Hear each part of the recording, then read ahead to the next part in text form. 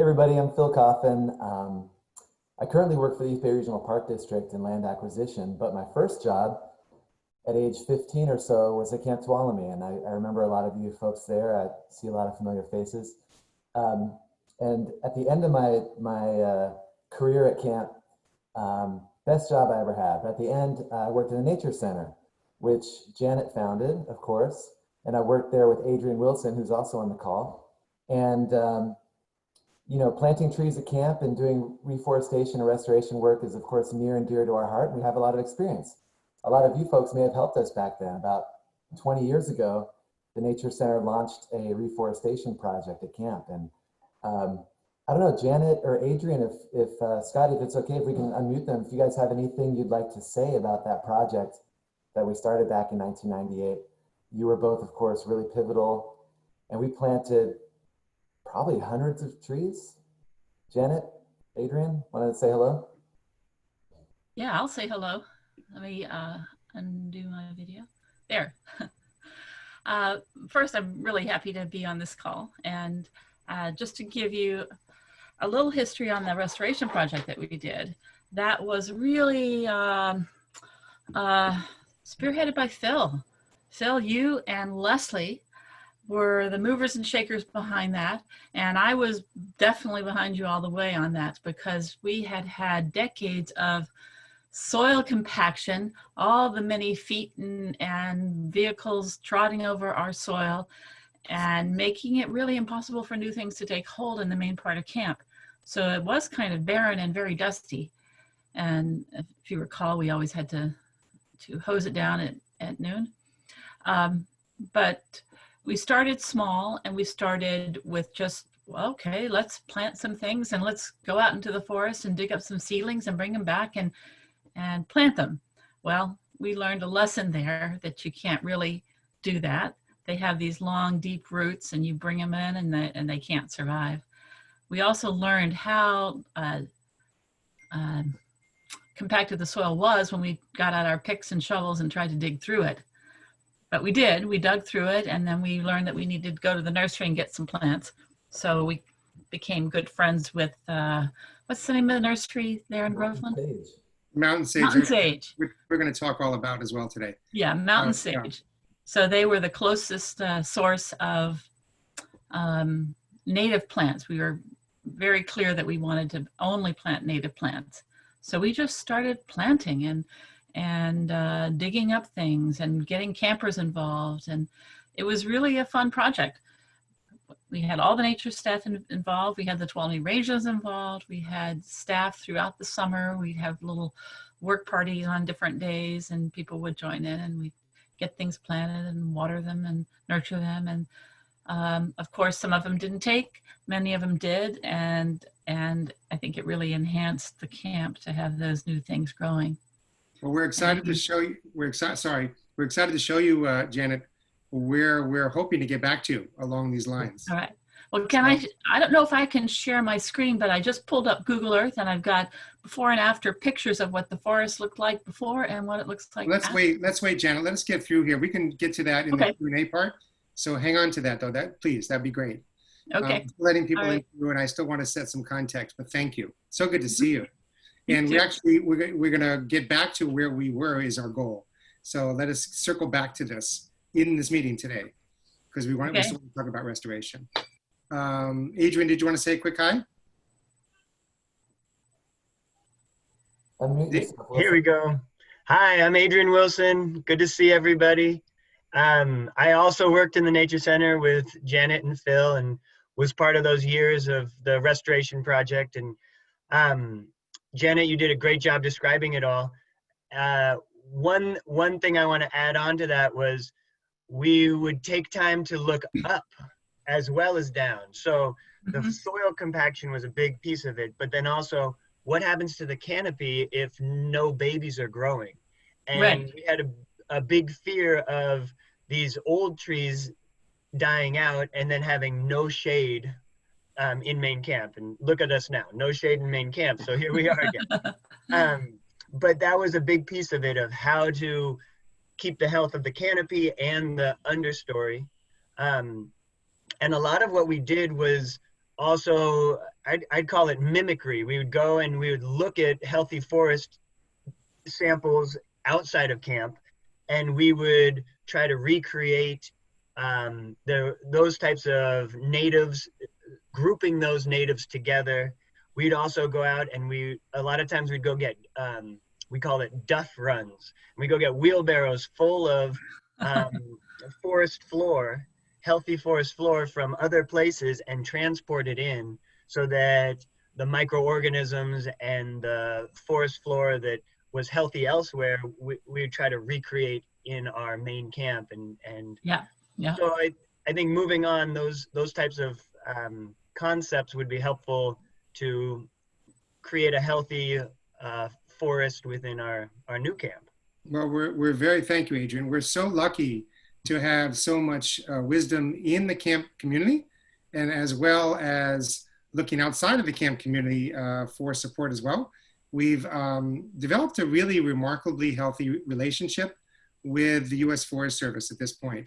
So Maria Benich is in charge of reseeding and replanting the rimfire recovery zone, which covers obviously the size of Los Angeles. We're one little itty bitty portion of that, or 30 acres.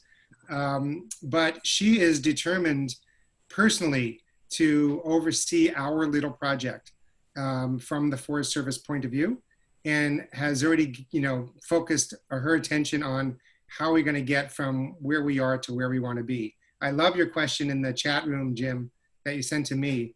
We'll get back to that shortly here about more detail. We're getting to that. So thank you so much. I do want to quickly just introduce Serena, who didn't get introduced yet. Serena, please say hi. Let's just talk a little bit about, what our goal is. Obviously, for us to buy mature trees, second-story plants, think about year-round caretaking, plant protection, weekend planting costs.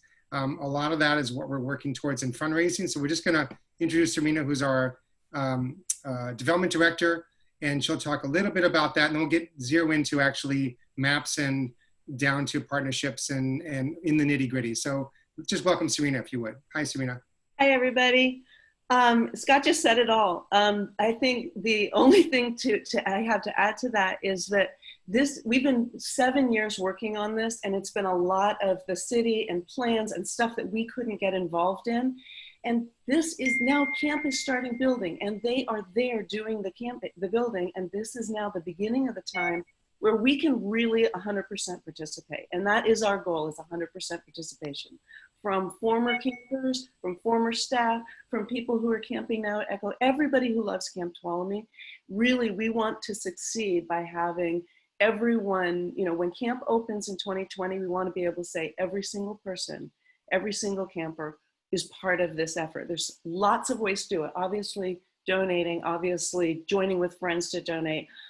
The more that we can pull together now financially, the more we will be able to scope and do in terms of the reforestation and replanting. Because right now we have to sort of plan it and get designs and stuff. So we have to be able to budget for that and say, okay, this is what we're able to do. So obviously the financial part is a huge part. But as you just heard, the heart part of it is coming in now, where people can be part of revegetation projects and planting projects, not immediately while they're not right in camp, because while the construction, there's insurance and there's whatever, but there's going to be increasing opportunities to get to be involved. So just put it on your radar. So that's it. That's my pitch for 100% participation. And there are a lot of opportunities, like with year-round caretaking, stuff that we haven't, that we're really going to need to do. So it's not just during the summer at camp time, it's year-round. Thank you so much, Serena. Yeah, thank you. To take this into a little more of the now, we've developed this relationship, as I said, with the Forest Service, but we've also developed a new relationship with, as Adrian and Janet talked about, Mountain Sage Nursery. They're the nursery that's in Groveland. They are a beautiful organization owned by a young couple who are very committed to community. They are the subcontractor, the landscape contractor for our builder, which is Boyer Construction. So they got that contract. It's not surprising because they do a lot of work together. They also have been someone that we reached out to 7 years ago to say, hey, we burned down, we're gonna replant, we're gonna build back up. We're gonna come back to you and see if you'll help us as a partner in this with us. So we've circled back with their owner, and their owner could not be more excited. We've met with her and with Liza, who is our project manager. And together we're forming a team to guide and to nurture us back. They will be at least one of our hosts. We're hoping that we can have the Tuolumne Band of Indians, the native tribe that lived there before us, that gathered there before us. We still hope their nursery will participate with us. We're still working on that. They've not been working because of COVID, so that other nursery is someplace we'd like to bring business to as well. But we are definitely going to be working with Mountain Sage. They've already agreed to start hosting plants for us. We've had a donation of 60 plants already that are now going from 1 foot to 5 foot and will be hosted there for the next few years until we can plant them. And those are trees. So we're hoping to, move into buying more mature trees, bigger trees, basically what we can get into the ground when day one happens. And that won't happen for planting for a while.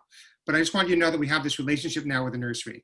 And that's a super important part because they can host hundreds and hundreds of plants and take care of them in the next couple of years.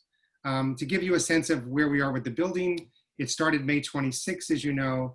The month of June has mostly been around demolition and cleaning up the site. The month of July is going to be about unearthing, digging up and putting in utilities and going under the ground and moving earth. The month of August, they will actually start working on construction and buildings. That's their current short-term plan. That's where they are exactly today. Thank you, Karen, for putting that in there. Appreciate that into the chat room. The quick picture of us is now in the conversation of developing a master plan around planting, along with the city and with Mountain Sage Nursery. We're going to be getting into the nitty-gritties of specifics. So we want to show you some maps. One thing to remember about reforestation is it's not the work of a moment, it's the work of a generation, right? It doesn't happen overnight. So we're going to rely on the whole camp community to help plant, to help water, to help weed, to help mulch, to nurture these trees for many summers to come. And we'll be investing in the growing forest for many years to come. As Phil so beautifully put it, we're really going to watch our kids and our trees grow kind of at the same time in some ways. So restoration definitely goes in hand also with restoring the Nature Center program. Because as Janet said, the Tuolumne Rangers and the Nature Center program were key leaders in summertime planting and maintenance. So you can share those slides now. That's fine. Thank you. Okay, you wanted me to. That was my cue. That's okay. So just play from the start. And Steve, let's talk about the difference in our land.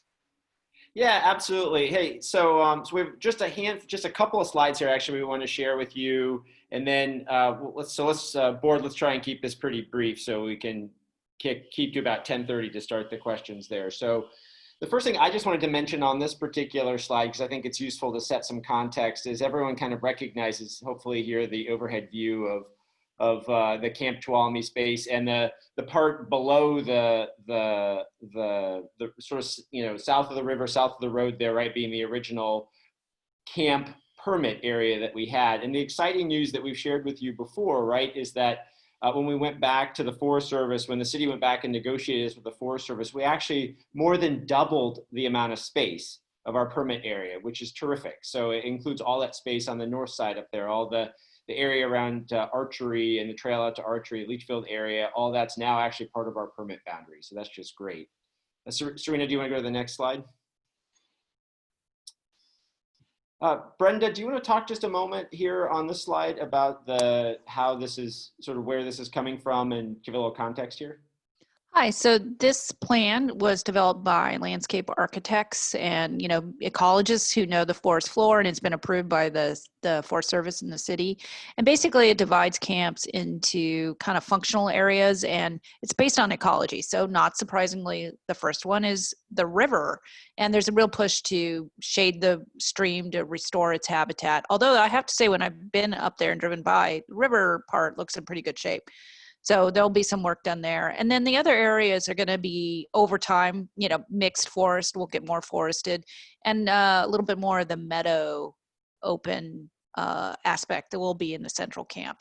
And I personally, you know, we want to have the right balance of shade, but I think mountain meadows are also really special places. So I'm looking forward to seeing that in camp as well. Yeah, that's great. Phil or Serena, anything you wanted to add on this slide? Well, just that if you can see the zones there, like that zone 5, 4, 6, that's all down what they're calling downtown, which is the main camp area.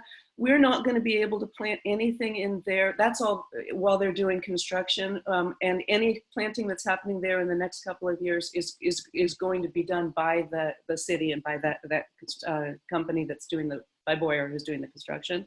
But there are some opportunities, and we're working with the city. Scott can talk more to this, and the Forest Service and various other folks, all those partnerships Scott just mentioned, to possibly start in sort of in like zone 8, you can see it zone 9, 10, sort of outside, along Thimbleberry Creek, which is that zone 3. There's some opportunities that we can maybe start in on farther outside of camp. And then outside of this area too, there's some planting just in the forest outside of that. There's some opportunities. Yeah, thank you. And then, Serena, do you want to go to the next slide? And then Brenda, do you want to just kind of talk to some of the plants, the sort of plant list that has been developed by Boyer and the landscape architects? Yeah, so these are typical mountain species that you're going to find. And I think what we're going to have is a greater diversity instead of just be dominated by pines. You're going to see some of the other trees like big leaf maple, beautiful tree, more oaks.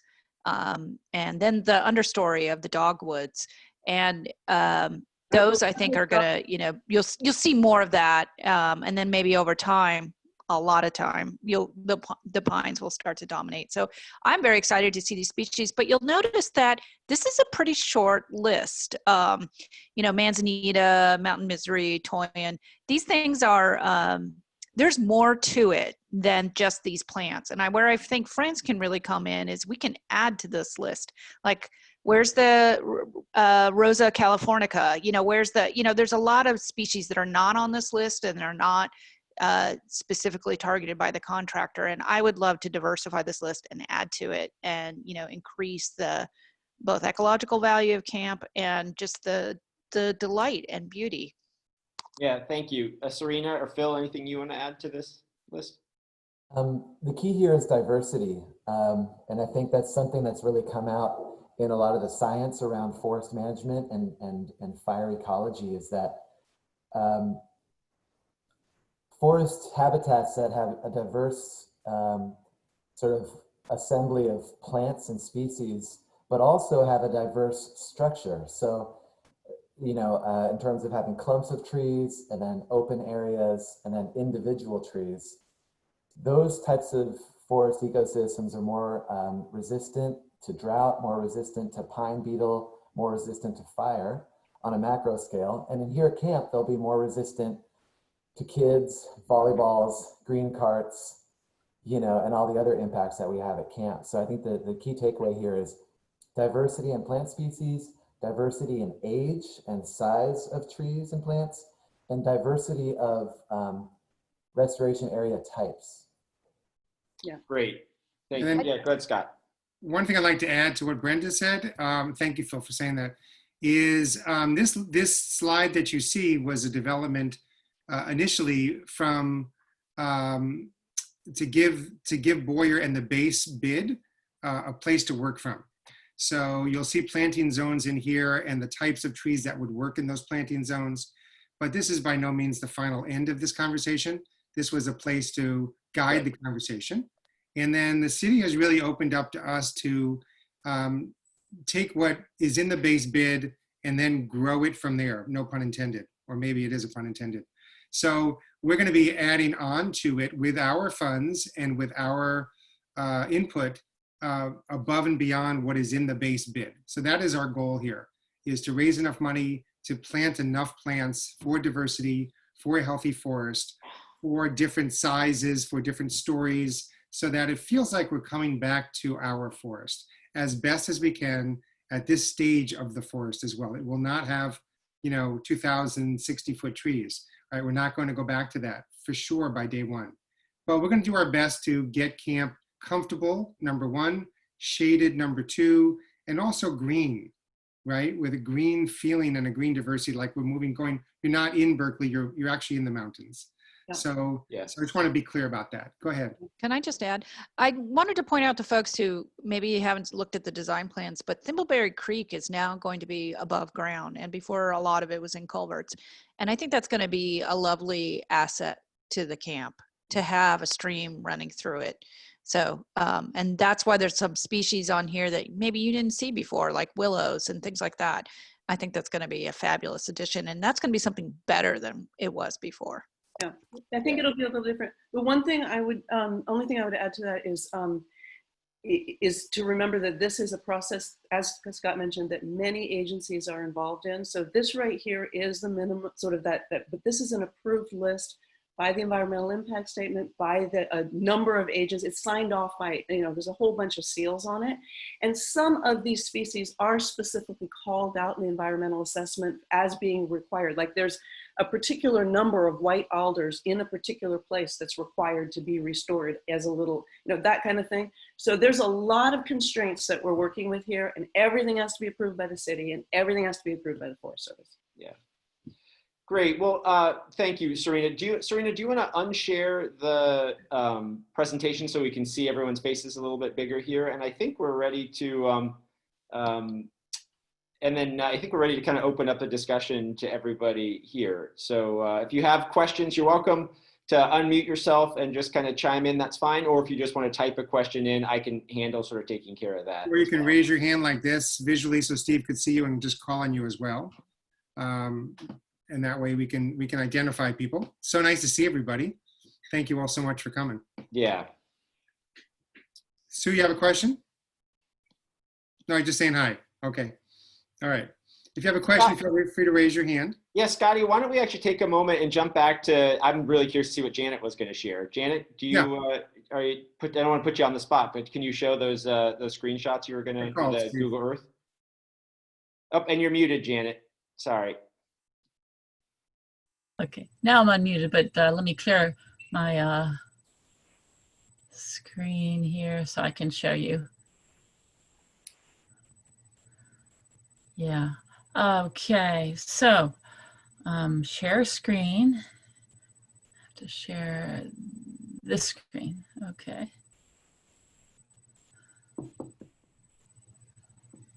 Now, can you see my screen? Coming. There it is, yes. You got it. Okay, this is 2012. Oh. So just to show you what it looked like the That's year powerful. before the fire.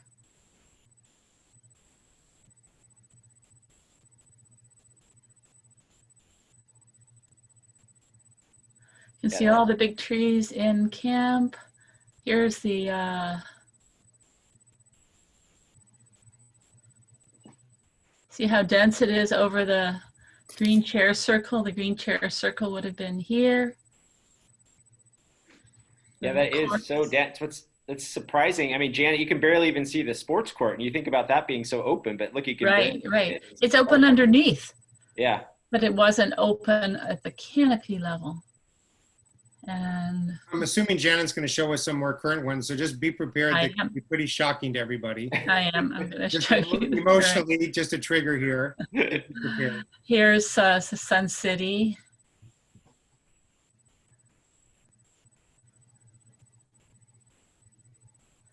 Here's the parking lot. Yeah. And this is the dumpster area. So that shows up really well on the later photos, the after photos. So keep that one in mind. And then down here, here's the river. See how shaded it is. Now we'll go back a little bit. Which we all loved, but was also part of the problem with having the camp burned down. Yeah. And okay, so now we're going to move forward in time. I'm just going to take you all the way up to, let's see. Okay, that's September of 2013. Here's 2014.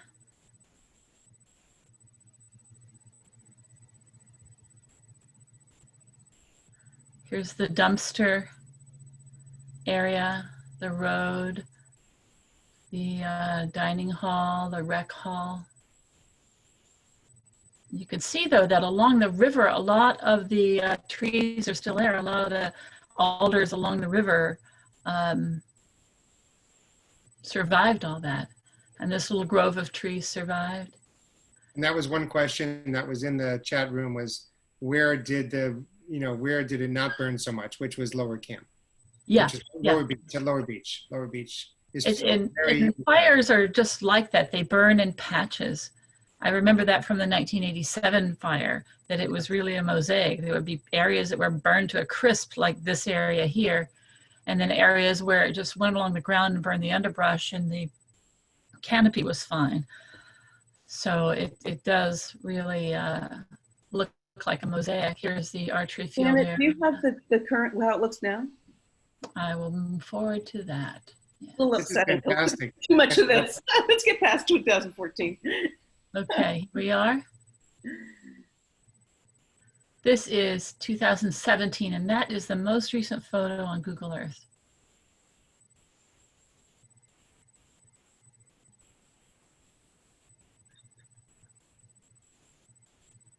It's one thing that Liza's been saying. Liza goes up there every week, and one thing she's been saying is they're starting to get really encouraged by how much she's seeing of revegetation, particularly along the river. And Yeah. It's wonderful to see her photos. Actually, I want to start putting some of those up on the website, because it's actually really gratifying to see how much green is actually coming back along the ground and along the river, and baby trees coming. It's really promising. Well, this is an August photo, so it doesn't have that much green. But we were up there a few months ago, and there is quite a lot growing back. It's low to the ground, but it's there. Right. So that's just Great. what I wanted to share with you. It's a Fantastic. huge job to. Yeah. David, I just wanted to comment. My wife and I were just there 2 days ago, Mhm. and we went down to Lower Beach, and looking down towards Mako or whatever that is, it looked perfectly normal. Yeah, because you were here. You were in here. It felt great, and the water was good, and it was great to see all the activity going on. Just wanted to comment. Thank you, David. Mm-hmm.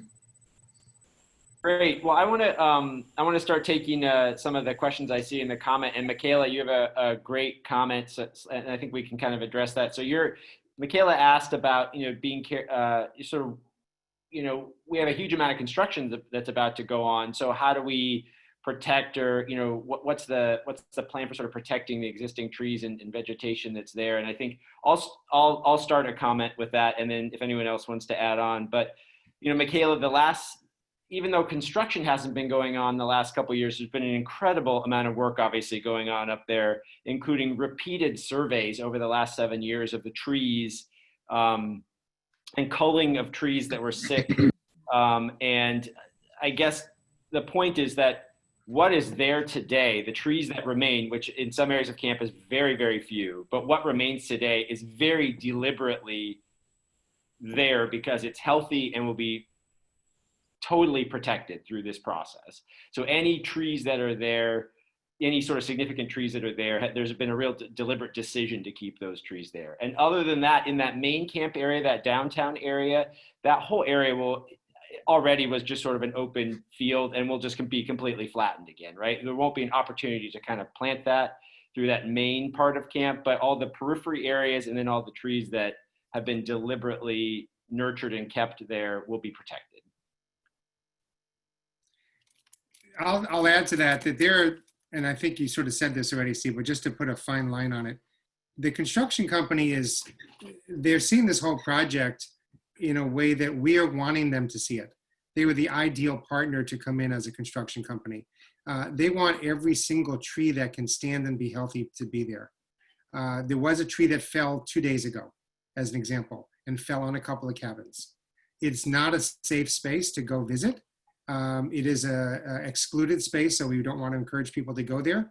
The construction company is in charge. They're liable. And so we don't want to encourage anybody to go on campus, on the site. And we had a tree fall 2 days ago. and take down a couple of cabins that they're going to have to rebuild. So they want every single healthy tree, but they're going to remove trees that are not healthy, that are dangerous. And that is their goal and their job. So with that said, what we can do is replant, right? And so they got to take care of what's not healthy, but we need to replant as many trees that we can with as much money as we can from as soon as we can. And that's the Friends goal. That goes from outside the perimeter of the activity zone to whenever they allow us to plant within the more inside of camp. Yeah. And it'll be targeted. I see Adrian's raising his hand, so you might have the next question. Go ahead, Adrian. Yeah, go ahead, Adrian. All Just right. unmute yourself, yeah. Thank you. I was just wondering what the Friends have in motion in terms of working with mountain sage and already buying plants. You said that potentially we could house them there for years. Yeah. And if we're looking at planting, not just this year, but in 10 years or 5 years from now, it would be great to buy babies as soon as possible. So yeah, if you don't mind just talking about what you already have in motion. Yeah, Adrian, I'll start with that. You're right on the money there, that we already, in fact, it was just this week. We've been obviously meeting quite a bit. We had a meeting just this week with Liza from BTC and with Regina from Mountain Sage about getting started now. And the idea is that we could, we still have, the one thing we have going for us now while we can't plant anything is we still have 2 years. So if we can buy small plants today, maybe, 4-inch or 1-gallon plants, and, get them into 5 or 15-gallon containers, and Mountain Sage will take care of those for us, then we have 2 years of growth that we wouldn't have had otherwise. Like, that's something unique that we can do as an organization, that the city, has great intention and has a plan together with Boyer, but these are things that we can do to really improve that. And Adrian, I want to also say though, that obviously Regina and Mountain Sage are going to be terrific partners, but that's not going to be free for us to do that. If we as an organization think that we should, try and nurture trees and grow them bigger for 2 years, there's a cost to that. And we're already in negotiation with Mountain Sage to try and figure out what can we compensate you for monthly? What's a fair price we can pay you monthly to take care of these couple hundred trees for us and nurture them into larger sizes? So that is the conversations we're having right now, is sort of how to fund that. If I may point something out though, I'm not superstitious except when it comes to Camp Tuolumne. And I just want to point out that how beautiful and poetic that Boyer Construction happened to win the contract to rebuild camp. They're based in Sonora, and their subcontractor happened to be Mountain Sage, who Adrian, Leslie, Janet, and I worked with 20 years ago. And it was so cool to be on that call this week and to see Regina again and to kind of come around full circle. And they're going to be a great partner, especially because, we've grown in complexity and also in our knowledge of forestry and forest management. But so has Mountain Sage. They've developed into a really successful business, and they've got a really impressive track record of doing restoration work for all over the state, and especially the Sierras. So they're going to be a really great partner for us with a personal connection. Yeah, Scott, I think, didn't Regina and Mountain Sage, did they do the landscape design plan up at, yeah, go ahead and tell that story, because that's a nice one for anyone that's been there. You mean Rush Creek Lodge? Yeah. Yeah, so actually Evergreen Lodge, you all know Evergreen Lodge.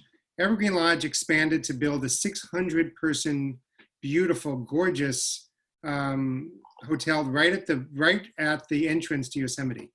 In addition to Evergreen Lodge, they now have a big hotel that's on that same road, right before you get to the entrance. It's a beautiful grounds if you haven't been there. Every time we've done tree planting, we've stayed at Rush Creek Lodge, and they've been a great partner. They basically giving us a free night every time we go there to plant trees in the forest. It's very generous of them. We've had from, 6 people the first year to having to stop it at over 200 people this year. And we couldn't plant because of COVID. It hit just at the same time in March. But we had to cap it. We could have had 500 people. We actually maxed out their hotel. So they've been great. And so Boyer built Rush Creek Lodge. Of course, Regina and Mountain Sage planted Rush Creek Lodge. It's beautiful. They've also planted Evergreen Lodge, if you've been in that area. So they grew up in that area. Regina's father hiked around Camp Tuolumne for a long time. They know the area like it's their backyard.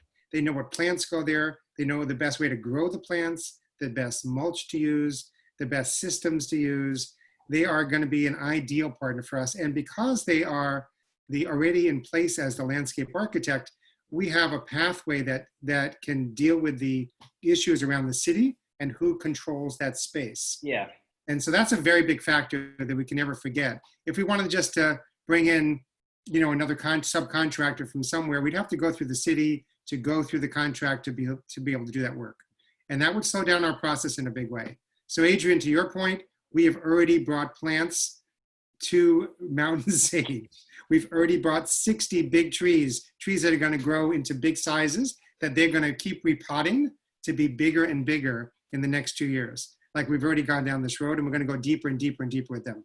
They are going to be our host, and it's very exciting for us. It's extremely exciting for us. She's very aware of the different, obviously trees grow at different rates. And so a 1 foot plug of a hardwood is a very different prospect than a 1 foot plug of an evergreen. And so obviously we're thinking about that in terms of which trees to start putting in and start growing, because 5 years in on a big leaf maple looks very different than 5 years in on ponderosa pine. Right. And we can't host these plants at our houses. That's just another clear thing. They have to be free of disease and pests. And so they live in a controlled environment at a nursery that they are every single day checking for disease and hosts and issues. So that's part of this process. We actually talked to them about, could we actually just have campers host a tree in their backyard and come up and plant it? And of course, that's not possible. But we looked at it because we want to involve campers whenever we can. But they're very detailed about what they put in the ground. This is the earth stewards of our national forest. Yeah. What other, actually, first of all, Carol, thanks for your question. Yes, this is being recorded, and the recording of this will go up on our website and be posted to YouTube, so you'll be able to share this with friends and family. I want to go back, to the chat from Casey. Casey, you asked about the concrete that was under the dining hall and the retaining wall there. My understanding is that is staying there. You're right. There is a big, significant retaining wall there that will remain through into the new camp. So just wanted to answer that one. Steve, can I touch on that a second? Yeah. That's a great question. And I just want to point out sort of a little historical knowledge that I went to the Forest Service supervisor when this first began 7 years ago and basically asked the Tuolumne River Trust and the Miwok tribe to back us up with leaving that in place so we could leave the dining hall in the footprint it was in. That was a very big conversation because they could have moved the dining hall further away from the river. It's supposed to be 100 feet from the river. So that was a conversation that they basically said, you know what, we get this is your heart. This is the heart of camp. This is the center of the whole space. We're gonna leave that concrete alone and do less damage to the river. And that was our argument to them. Taking that out would have been a whole nother project around river restoration. So they got that. They let us keep the dining hall really where it is. They moved a little bit with FEMA, like 5 feet, but it's where we're going to remember it. And that was a very big conversation and a big victory for the Friends. Yeah. I'm very proud of. Yeah, great. Yes, yeah, good. Thank you. Serena, do you want to take that one about seating? Oh, hi, Jeannie. Hi, Serena. Hi, sweet pea. There is substantial seating required in the plan. It's mostly in the main camp area for erosion, around the main camp area for erosion control. That's the focus with the seating, and then also in the meadow areas.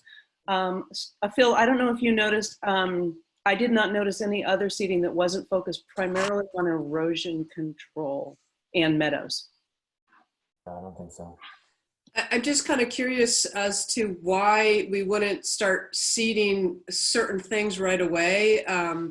that's kind of like a whole nother prong of attacking it. You disperse the seeds, and the ones that are in the ideal spaces will sprout and grow and thrive. And some of the things like the big leaf maple have the potential to really take off fast if they're in a place that's happy. So I'm just wondering if that might be an additional approach to consider. Yeah, I think so. I think absolutely. You know, I think A really good question. yeah, the one thing I was going to kind of tie those two things together, and we kind of hit on this earlier, was that, you know, the tree planting that we had scheduled for March that got canceled due to the coronavirus actually was going to be the first tree planting on the grounds of Camp Tuolumne. And there are areas, back to that map that you saw earlier, some of the 9s, the 10s, the hillside up above camp, along the road, right? All those areas that will not be impacted by construction. And whether it's planting those plugs, which if we can, we may do this fall, or reseeding, like those are great ideas. And we are trying to move forward with those in those areas that will not be impacted by construction. So great point. What other questions you have? We have about 8 minutes, everybody. So anyone have this? Now's your time. Go ahead, Adrian. Hi. I am curious about the plants that the FOBTC are hosting and growing. Are there 2 tracks, and FOBTC is going to do their own planting with their own trees, or are they growing them for the contractor to landscape with? It's a great question, Adrian. So let me hit this, because this is, I think, what the biggest point that I want to sort of communicate in this session today is that built into what the contractor and the city are doing on site is some amount of planting. It's built in, it's covered by insurance, everything is there. But it is literally a box that will be ticked, right? It is just like there is a minimum amount that needs to be done by insurance, and that's what's covered. So what falls on our shoulders is we can diversify the number of plants. We can increase the number of plants. We can increase the size of plants. We can put more thought into the naturalistic design of where the plants go, right? Those things are not covered in that tick box that's being ticked, right, by the base bid. So that is the place, that's where we have probably the biggest impact we can make here, is funding and fundraising for those 4 things. And Adrian, specifically, what we talked about last week, which I think makes the most sense, is we would be able to add on to what Boyer is going to be doing. In other words, we can't come in and we can't come in as campers for liability reasons, or we can't hire another subcontractor to come in and plant things. It really needs to ideally go through Boyer, because they have the master contract there with the city. And because frankly, if you know about how any sort of construction project goes, we now, over the next 24 months, right, the next 22 months are going to be construction, and all the plants are going to go in the last 2 months or month, right? Like literally the month before camp opens is when all the plants are going to go in. And so the most efficient way to do that would be to have it all funnel through Boyer, but us adding on to that. Does that make sense, Adrian? And In main camp, he's talking about. Yeah, in the main camp. And if I may add, a big part of our efforts. FOBTC can be kind of an advisory board to Boyer within main camp. But then on the side, like you were saying, the hillside near the road, like near the leach fields or the periphery, there could be potential FOBTC sponsored tree plantings in the next year. Well, I want to be clear, we're not just being an advisory board. The city is being amazingly open to letting us, I mean, they could be completely closed about this process. They're being wonderful. They're saying, we agree we don't have enough trees in this plan. We agree there's not enough. We want a more ecologically sensitive and grouped plan, like what Phil was just talking about.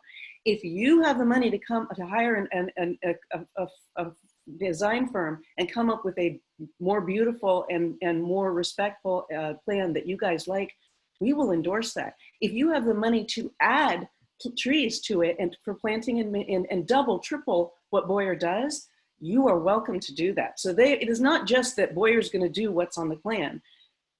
The city is inviting us to augment and change what Boyer will do, which is awesome. It's just that we aren't going to be allowed to do those plantings in main camp because that's their area. Yeah.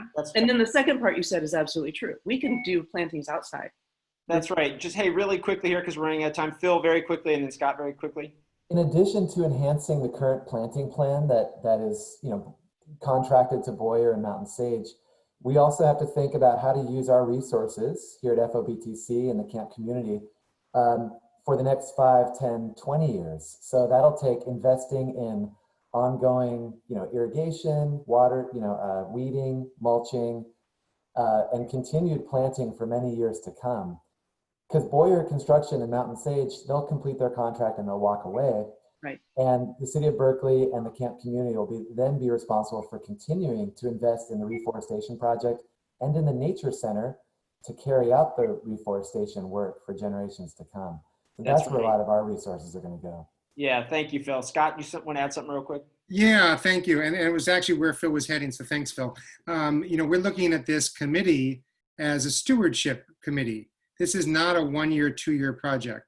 So Boyer controls the space under contract until they release that space back to the city, and then it's back to more of the city being able to control it. So where they let us plant, we will plant. This is a partnership. It is not an adversary. And so we can plant some places inside of camp when they let us. We can plant definitely outside of camp.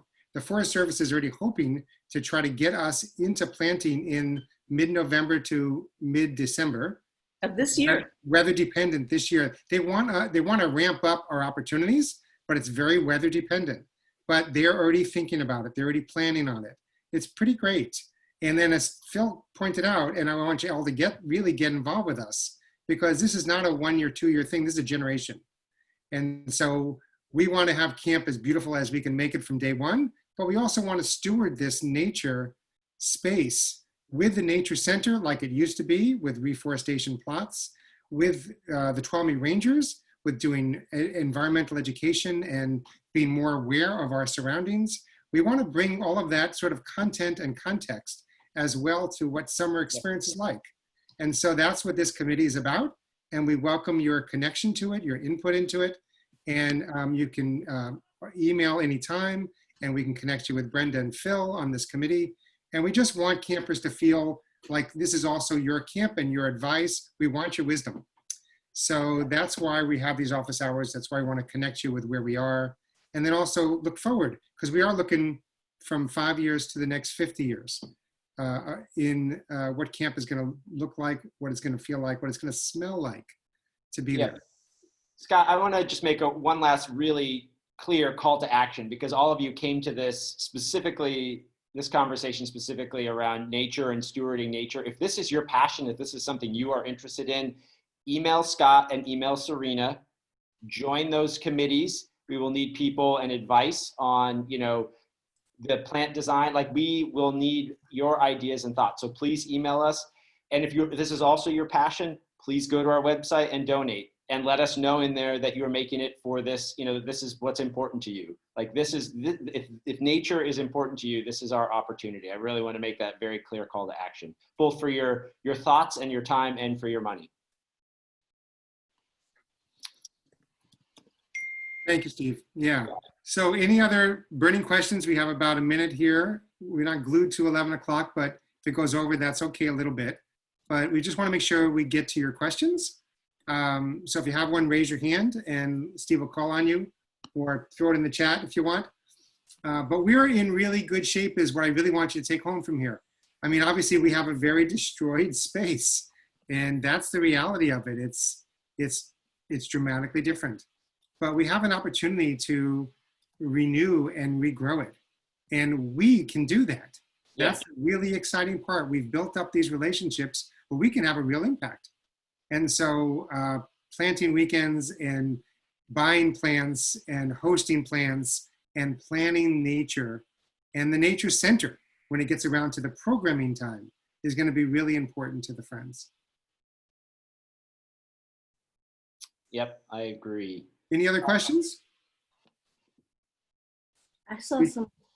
I was going to say, just to make a note, we do have the next one is the July 25th, and that's about diversity, equity, and inclusion, which is a very important conversation to have about staff and also camp culture. And then in August, we are going to have our other committee, which is about bringing back the traditions of camp, the art, the songs, the activities. We want camp to feel that same camp spirit that we left it in. And it'll be a generation that we'd have lost. 9 years of not having Camp Tuolumne. There'll be new staff who are 9 years younger than the former staff. There'll be a new director. And so the Friends wants to stay on top of that concern and that issue of making sure that we pass down the things that we love about camp.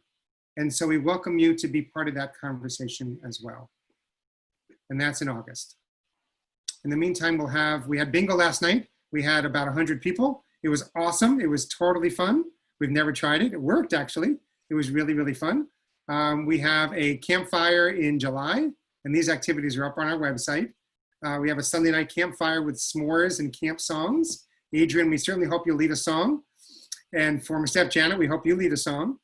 We have a table night, our effort to bring camp to your homes. We have a table night in August. If your family has a song or a poem or would like to read something, we welcome you to be part of table night. I promise you it won't be 6 hours. I committed to it not being 6 hours.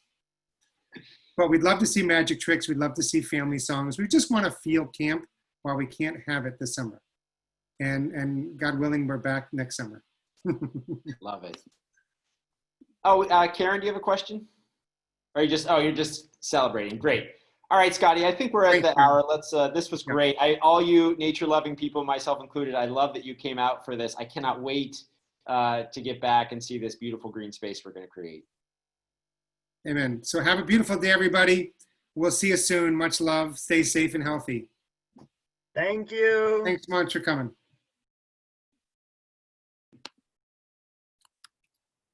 It's so great to see you all. You too. Likewise, Adrian. Bye. Bye. Bye, everybody.